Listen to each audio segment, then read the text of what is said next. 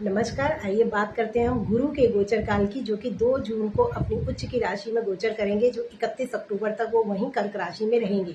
कैसा फल देंगे जेमिनी साइन वालों को या मिथुन राशि या मिथुन लगन की यदि आप हैं, तो ये गोचर अवधि या ये प्रेडिक्शन आपके लिए सिर्फ देखना ये है कि आपकी कुंडली में गुरु किस अवस्था में बैठे हुए हैं, कितने शुभ हैं, वो आपके लिए कितना फल देने के लिए बाध्य हैं। तो डेफिनेटली ये जो आपको मैं शुभ फल बता रही हूँ वो आपको जरूर मिलेंगे देखने के लिए। और यदि आपको दशा अंतरदशा चल रही हो, प्रत्यंतर दशा चल रही हो, तो ज़्यादा उसको देखने को मिलते हैं। कोई भी ग्रह के फल जब हम गोचर काल देखते हैं तो हमें डेफिनेटली ये देखना चाहिए कि हमारी उसकी दशा भी चल रही है या नहीं चल रही है। तो आइए बात करते हैं हम गुरु के गोचर की। तो सबसे पहले हमें देखना यह है कि आपकी मिथुन राशि के लिए या मिथुन लगन के लिए ये 7th के लॉर्ड बनते हैं और 10th हाउस के लॉर्ड बनते हैं। तो 7th हाउस आपके दाम्पत्य सुख का है, तो ये दाम्पत्य सुख में वृद्धि करेंगे। साथ ही साथ आपके प्रोफेशन में भी ग्रोथ देखने को मिलेगी।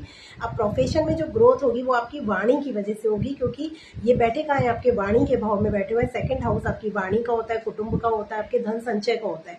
इन सारी चीज़ों में आपको वृद्धि देखने को मिलेगी, भले ही वो धीरे धीरे हो, क्योंकि गुरु उस भाव को थोड़ा सा दबा देते हैं जहाँ वो बैठते हैं।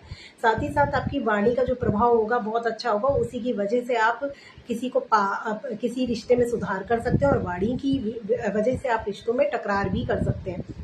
आप देखिए कि यहाँ पर आपका धन संचय तो बढ़ ही रहा है, लेकिन वाणी की वजह से आपके प्रोफेशन में ग्रोथ होगी। तो अपनी अगर आपको इस ऐसे फील्ड में जहाँ पर आपको वाणी से ही कमाई करनी है, जैसे होता है ना, आप कहीं काउंसलिंग दे रहे हैं, तो ये सारे फील्ड आपके लिए बहुत अच्छे फल देने को बाध्य हो जाएंगे। अब आप देखिए 5th दृष्टि जो इनकी गुरुदेव की पड़ रही है वो आपके 6ठे भाव में पड़ रही है। रोग ऋतु शत्रु का भाव है, तो ऐसे में पेट की तकलीफ, क्योंकि ये मुख के भाव में बैठे हुए हैं। 2nd हाउस आपके खाने पीने का भी होता है। ये गर्मियों का सीजन है, तो हो सकता है कि आप ऐसी चीज़ें जंक फूड या स्पाइसी या ऑयली फूड खाएं जिसकी वजह से पेट से रिलेटेड परेशानियां आपको हो सकती हैं, तो उसका आपको ध्यान रखना है। 6th हाउस आपके शत्रुओं का भी होता है, तो शत्रु हंता योग बनेगा, क्योंकि गुरु देख रहे हैं। तो सौम्यता से आपके जो शत्रु हैं बड़ी सौम्यता से आपसे दूर होंगे या आपकी बात को समझेंगे। आप अपनी वाणी से उनको प्रभावित कर सकते हैं। परंतु अब देखिए ससुराल पक्ष जो हमारा 8th हाउस होता है वो ससुराल पक्ष होता है, वहाँ इनकी नीच की राशि आती है जब, तो हम अच्छे फल देखते हैं लेकिन संघर्ष जरूर देखते हैं। यानी ससुराल पक्ष से हो सकता है कि आपकी जो वाणी हो